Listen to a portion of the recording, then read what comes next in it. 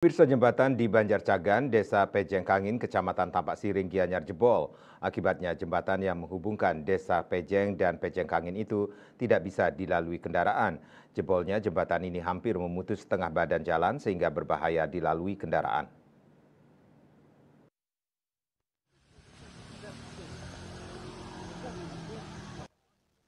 Kapolsek Tampak Siring AKP Ana Agung Gede Alit Sudarmo SHMH mengatakan pihak kepolisian telah melakukan penutupan jalan karena kondisi sangat berbahaya dilalui.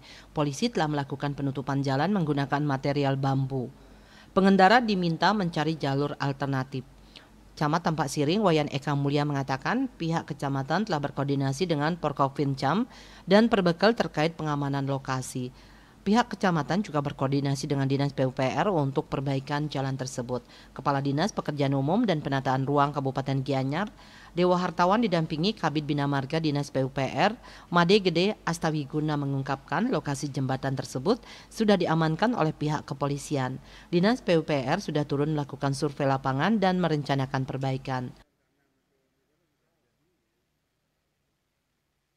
Wirnaya Bali Pos melaporkan.